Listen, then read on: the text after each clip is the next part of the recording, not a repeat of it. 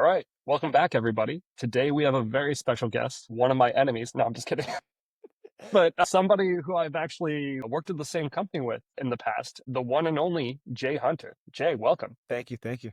Yeah, it's been a while Yeah. for us, but I'm glad we could get back together. Yeah, yeah, it's been a minute. So for background, Jay and I both worked at Canopy Management. Jay left the company to kind of go pursue other things, and I ended up taking his job. So I feel like I digitally stalked him quite a bit, just like, oh, what did we do for this client? Yeah, that kind of stuff. So, but Jay, why don't you give people a little bit of interesting? Yeah, for sure. Yeah, today I'm Chief Revenue Officer at Mary Ruth. I've been with Mary Ruth a while now.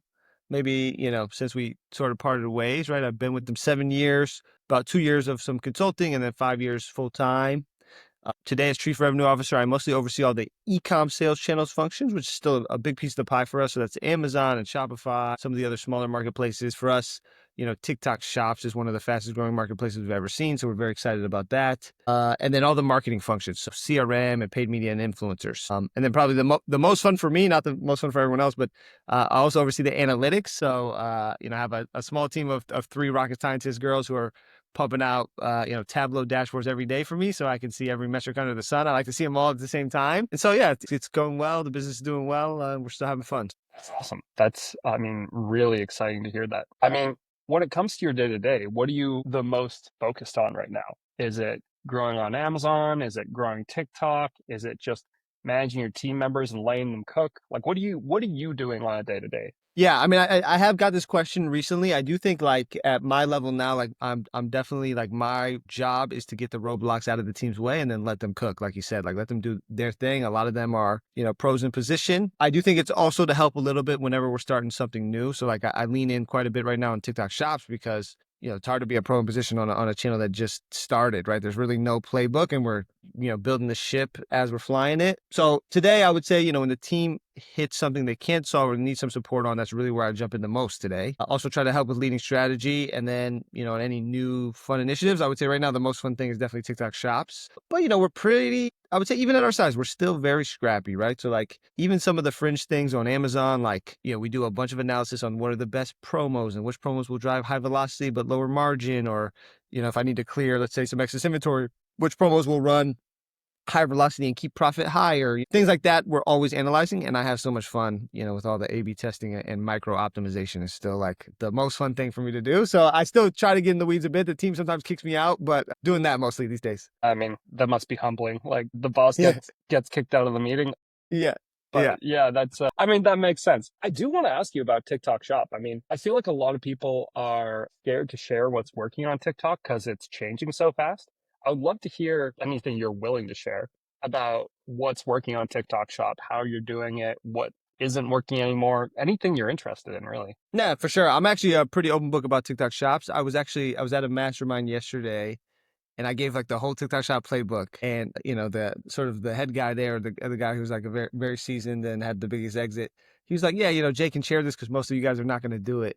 And so I thought it very interesting. So my number one advice is do something, right? I think on TikTok Shops, like a lot of people just strategizing too much and not taking action is probably like the number one thing I see brands sort of slip up on. Like no one has the perfect TikTok Shop strategy. Just start, see what works, pivot from there, right? Like everyone's got a plan till you get punched in the mouth, like Mike Tyson says. And I think that's especially true on TikTok. So I could give some advice. I do think it's heavily focused on micro creators, right? So like, I do think the number one marketing investment is not on ad spend. It's actually on product seeding. Like you need to give away a substantial amount of product because the TikTok algorithm has a very short attention span and you just need a lot of new incoming content all the time. And that just requires giving away a lot of samples. Mhm. So like for reference, in May, I think I gave away 11,000 samples just in May, right? So like at our scale, it's very high, but I just think people underestimate the volume of free product that's required to sort of get the engine going over there. So that's definitely my first piece of advice. And the second piece of advice is, and you know this, Sean, because it happened to us, but like it's currently like the early days of Amazon where there's a lot of brands that are running pretty aggressive influencer programs or strategies that are not profitable or sustainable. My other advice is don't get caught up in that and just wait until those guys run out of money, which is the old school Amazon strategy also, right? So I would say like make sure you have a real sustainable, consistent like influencer strategy that works. Like even for me, I have a Discord group where we have a community. I'm not giving away goalie prizes like Lamborghini Uruses and Miami Penthouses, I give away $100 for who has the best video that day or who posts the most videos that week, right? It's very, for us, we're a bit grindy, I would say, but I think that's what works and that's what's sustainable. It's harder to do the other strategy unless you have a lot of capital, especially if you're a new up and coming brand. You got to be a little bit more creative. I also think probably my last advice, and one that's also important, is don't try to poach the greatest creators from every brand, right? Like, I think that's a strategy a lot of people do. They look at, and I'm going to pick on Goalie. They're a great brand. They're doing great things. But if you go look at Goalie's top creator, you're going to have a hard time convincing that person to work with you versus Goalie because they're probably making a substantial amount of money. Like, you need to look at Goalie's top 1001th creator, and maybe you can, I do think it's very similar. I know you and I have the same philosophy on like Amazon keywords, but like, you got to kind of know your right to win or your right to work with those influencers, right? Like, you want to work with influencers who are similar size to your brand and you got to grow together, Like, I think that's, people lose sight of that. Like, there's no real shortcut here to just work with the best creator if you have a product that doesn't have any history on TikTok shops of generating money, So I do think you need to like find creators that are similar size to your brand and then go from there for sure. Interesting. Okay. So if somebody was to start a TikTok shop account for their brand, like for their Amazon centric brand, they've already got a Shopify, but Amazon's still 98% of their sales or something like that.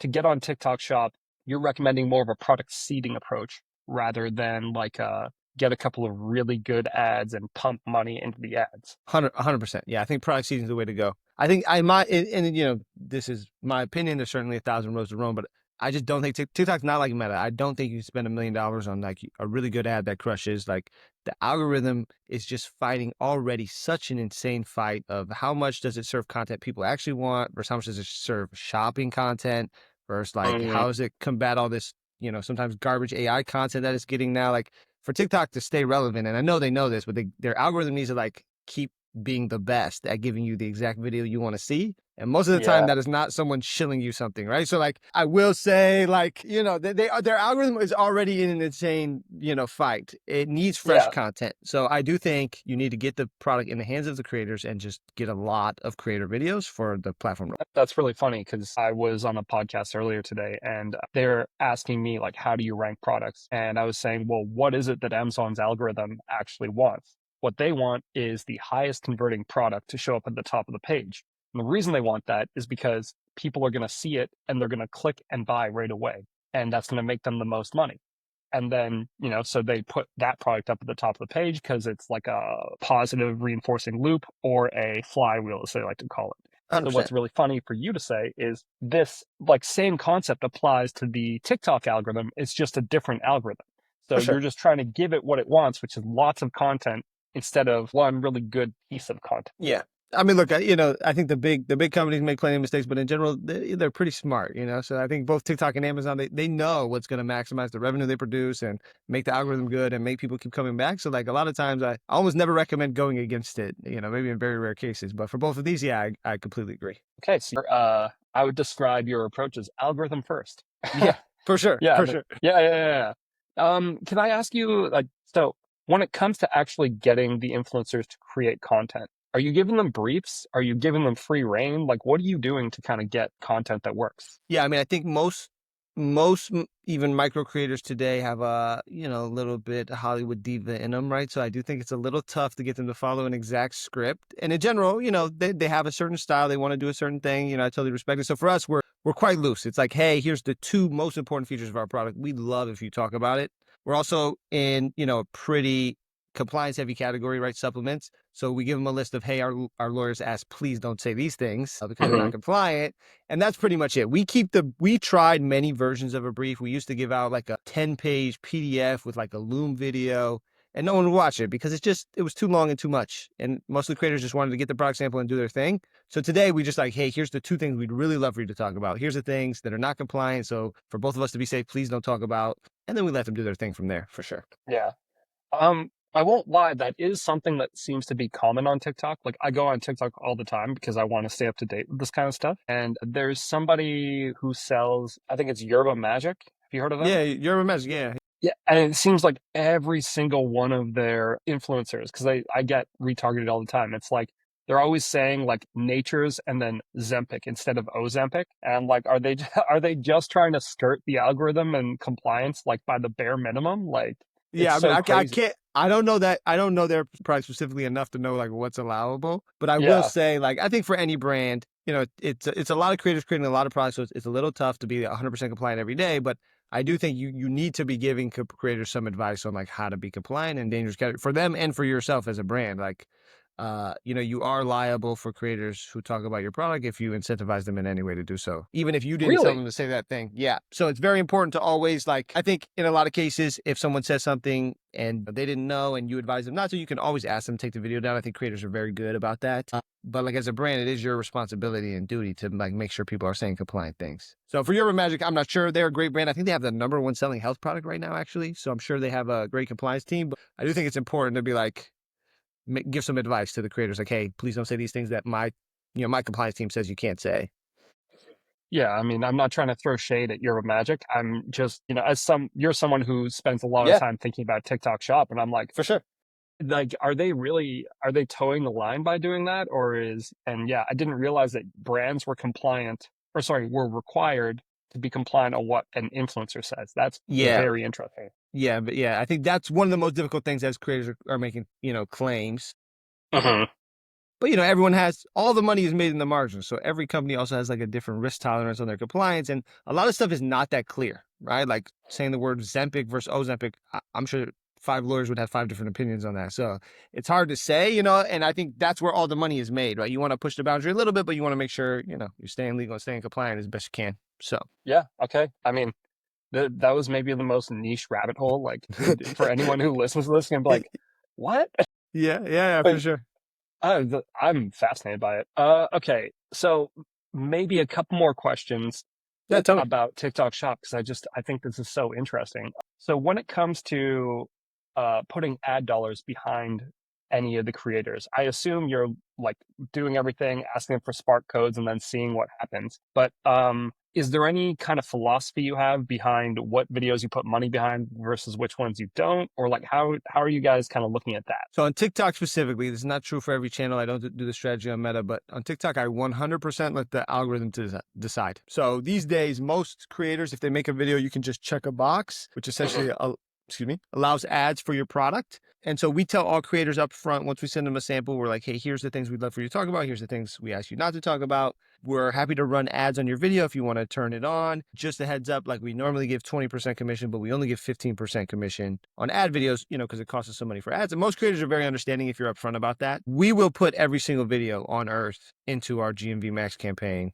and we let the GMV Max campaign decide what videos get the dollars. I think sometimes you have to come in and support it a little bit. TikTok might overextend on its testing and you want to turn some of those bad videos off. But for the most part, I don't allow any human bias on what videos are going to get ad dollars, because I think TikTok is like the only social media channel on earth where there's like a big component of randomness. Like anybody who Mm, has 1,000 followers can have a million view video, and you usually can't get that anywhere else. And I just don't yeah. want to lose that chance, right? So most of the time we're letting the algorithm drive what videos are getting what spent. So is your TikTok media buying, like, is it just you, TikTok ads manager, log in, GMV max campaign, and that's it? One campaign per product. That's correct. Yes.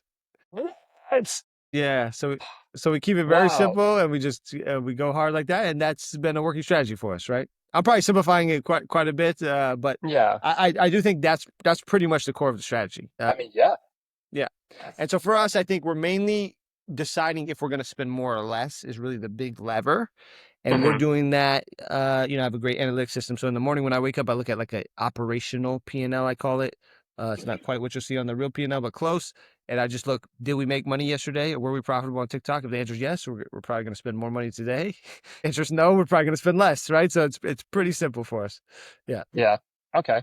Now, I think the one thing we haven't really addressed is like, how are you getting these people? Are you like just DMing them? Are you like running a DM farm, or are you like, do you have some AI, or is it some combination? Like, what are you doing? Yeah, I think where TikTok differs from Amazon is like they're pretty okay with most of what Amazon might have considered like gray area tactics, right? Like I think TikTok's okay if you're building up early reviews and stuff like that. Like they're pretty good. So for the outreach, we use a bot. It's called Yuka EUKA.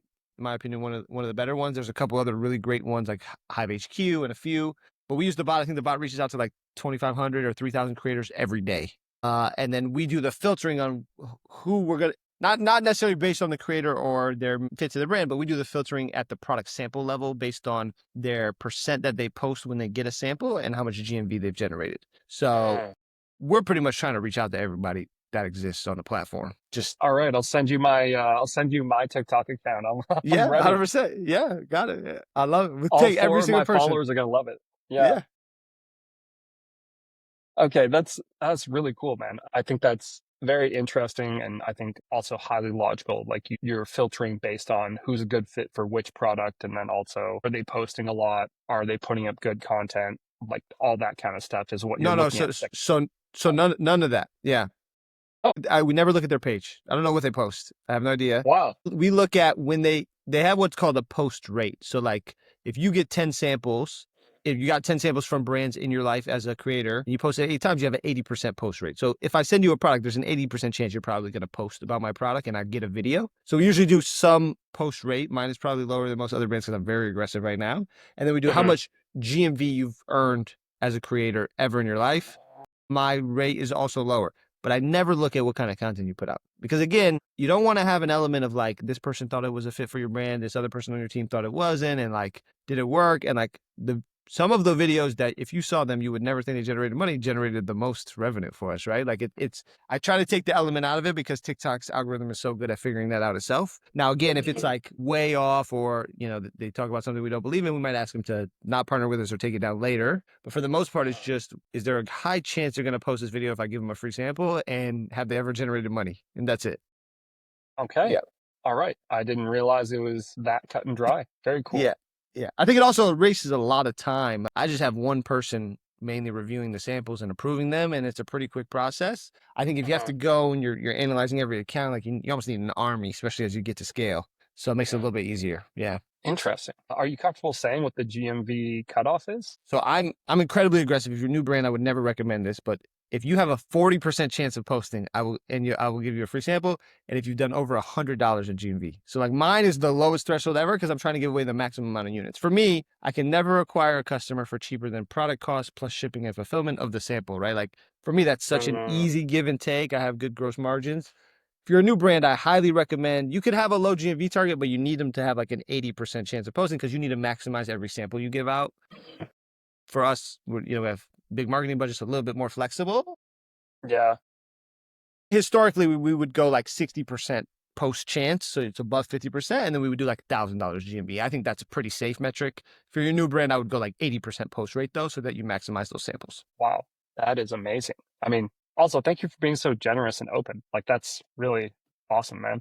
Like, the fact that you're willing to share these numbers, I'm sure that's going to make, like, somebody listening to this is going to be like, wow, that is so insanely helpful. So, appreciate that. For sure.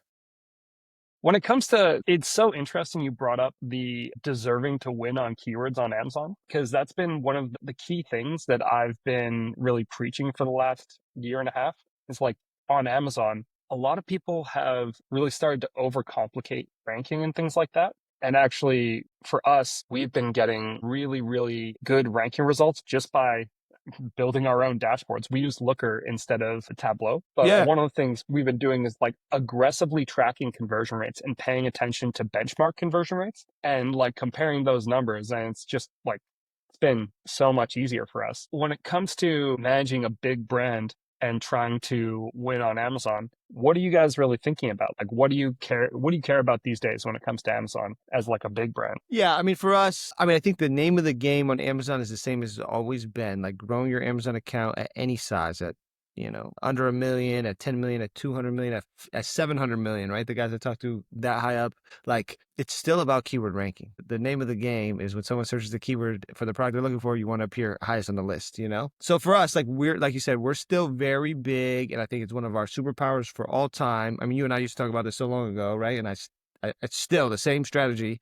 which is like every keyword we bid on, we're thinking, do we deserve to win it, right? And that, like a good example for us is we have like a great liquid elderberry product. It tastes great, but in general, for most of our products, we don't believe necessarily in like overdosing the ingredient. Even for the ones where it's like safe to do, like elderberry, you could probably technically have higher than the daily value. And look, I sell a liquid product. It's a little bit more premium. It's about $20, and it's not the most efficacious in the category because that's just generally not how we make products. So we don't advertise for the word elderberry because most products that do are $8 or $9 or $10, and they're more efficacious, right? Like in general, we don't deserve to win on that specific keyword, right? But liquid elderberry, I'm a very good fit for. I'm exactly what customers are looking for. I'm more price competitive, and it makes sense, you know? And so I think it's tough, especially if you're a founder, to ever admit that. But I think like as an operator, it's a lot easier to see like, okay, we shouldn't waste money on the word elderberry where, yeah, we can drive some sales, but probably not that profitably. And we should heavily focus on dominating liquid elderberry where we can like sort of grind our rank out up, stay up there, and then be exactly what consumers are looking for because we have a very high conversion rate. So I think you just have to be honest with yourself on like what those keywords are. Mhm. And so, I mean, again, you know, even as a big brand, we're doing that, which I think is still working. It's still the name of the game, right? Like you want to be what people look for when they come and search the keyword, and that's it. Yeah, okay. I mean, I really respect that approach. And also, I I really do think that it's so logical that you're not trying to win on keywords that just you don't deserve to. Yeah, I yeah, mean, for you and sure. I at Canopy have been asked to do that time and time again. And Yeah. every time we're like, I don't think this is a good idea, but if you tell me to do it, I will do it. Um, Yeah, I think these days I really try to coach founders like you have to be objective. If you want to win, you really got to like, you know, I think it's tough. Every founder, and that's why they're usually founders and they're great, is like they always think their product's going to be the best in the world at everything. And you know, you got to know like what it's great for and what it's not, and just be honest. And like, in my opinion, that's the winning strategy. That's how you can drive sales and stay, you know, insanely profitable and keep winning. So Yeah. Yeah, I mean, that makes a lot of sense. Something I've been talking a lot about, and it's been kind of surprising that it isn't talked about more, is subscribe and save. Do you guys have a subscribe and save strategy? What kind of, yeah. yeah, I mean, today about on Amazon, about 35% of all sales for us are subscribe and save. You know, I have a very repeat purchase product, right? Supplements and vitamins. So Hmm.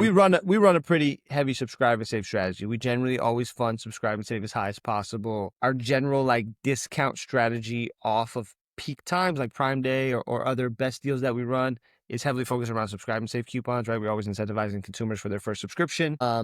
And I think we do acquire quite a lot of subscribers though during those big tentpole events. So like on Prime Day where you can subscribe and it's quite a lower price because the deal is happening for that first purchase, we get a lot of subscribers during that period. So for us, I mean, it's maintained there for a while. 35% sort of seems like I would say the max we can get to, but pretty high to the peak. Hmm. So I think very important. I mean, it just gives you such a solid base to like perform from. And you know, that recurring revenue is very important for every business. So yeah, Okay. I mean, the other thing too is it helps your actual rankings because for if sure. you're up against somebody else and you're selling 5,000 units a month, and 1,000 of them are from subscribe and save, and the other person doesn't have a subscribe and save strategy, like they're technically fighting an uphill battle, whereas like you have this recurring revenue every single month. So Yeah. it's actually like a good way to fortify your position as well, not just like try to build up your revenue. It's, yeah, builds up your Yeah. rankings.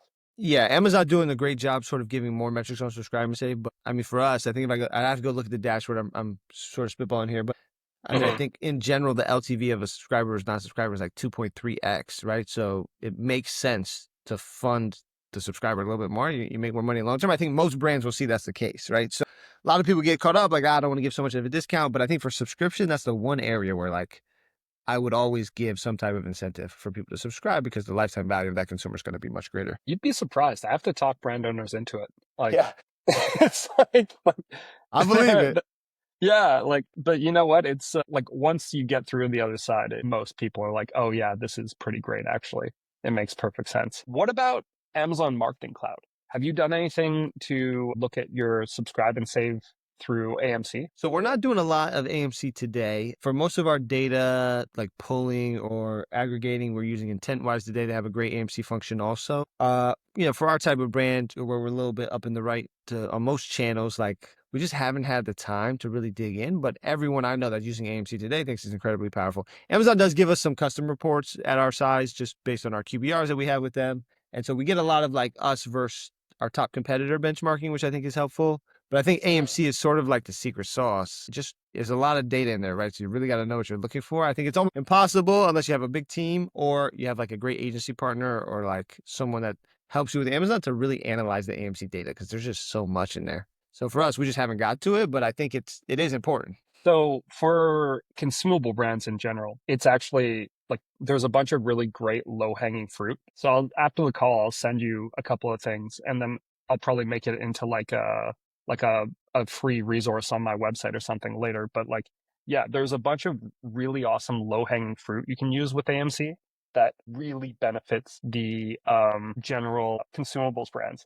Like being able to make a lookalike audience of all your existing subscribe and savers and then only advertise to them. That's one that consumables has really benefited from. And then just the general retargeting ones, like people who landed on your page twice but didn't purchase, or people who added to cart but didn't purchase. Yep. Those ones are just like all day, every day, like easy.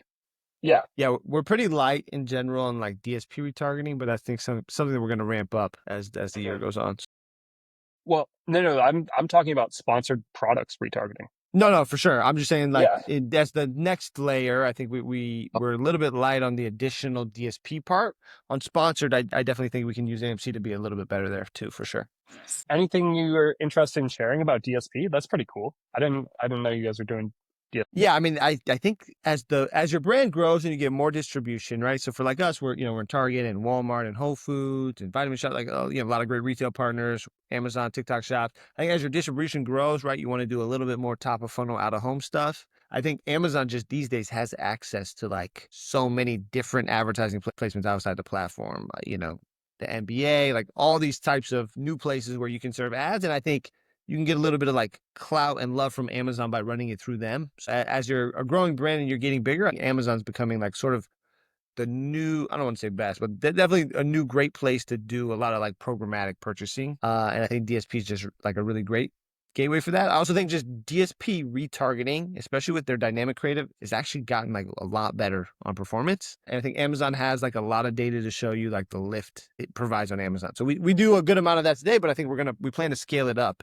in the next 6 to 12 months. Wow. Well, it sounds like you've got your hands full. What else? So, what are you the most excited about? If you're looking like a year down the road, what are you the most excited about in the business right now? Yes. I mean, I always say this, but I think right now it's TikTok Shops for sure. I'm most excited. I do feel really good this year. I have an amazing head of retail sales, Matt Buckley, but like him and his team have just got huge retail distribution for us. So I feel very good about that. I do think for our brand, what I'm most excited about, maybe 12 to 18 months out, is international expansion. I think that's like for us completely untapped. We have a little bit of international sales today. We partner with iHerb. They're like a great international partner.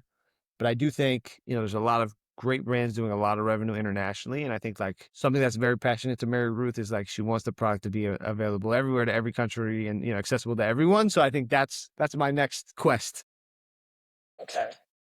What any plans on how to get there? Sorry, you cut out there for me. Say that again. Any plans on how to get there? Like, are you gonna launch on international marketplaces? Are you just gonna try TikTok Shop international? Like, how are you gonna do that? It sounds awesome. Yeah, I think it's a little bit of a mix for us, right? I think we're going to do direct to some of the countries, maybe with like a nice distributor partner, right? Someone who knows the country and the regulations, things like that. But I am very excited about going to the marketplaces directly, right? So Amazon UK or Amazon Germany or TikTok UK, some of these other marketplaces where I think the team has really good skills for marketplace selling. Mm. And so I think it's going to be sort of a hybrid approach. But I think for the rest of this year, we're heavily focused on crafting the strategy, and next year we're focused on executing it. That's super cool, man. Okay. Well, I mean, Jay, first of all, thank you for being so incredibly generous with your answers. Like, if anyone's listening to this, I'm sure they're thinking or like nodding their head along, like, this is super cool. When it comes to what you want the audience to do, how can they interact with you, or what do you want them to do? Do you want them to follow you on LinkedIn or? Yeah, I mean, I think I'm pretty active on LinkedIn. So, I mean, look, I love to share. So anyone who needs advice or wants something, has questions, they can always reach out to me there on LinkedIn for sure. I'm always available. I just like to help other brands win. For me, I just like to see people win. It's very fun for me. Yeah, I think other than that, I think my request more is for brands, again, like a lot of these things, even Amazon ads where it's a little bit more seasoned, but TikTok shops, the playbook changes every single day, right? You just got to get started and do something and, switch the plan up as things go and adapt, right? So be scrappy, get started is my core advice always. Well, thanks again for being here. This was super cool. Yeah, and thank everyone you. else, until next time.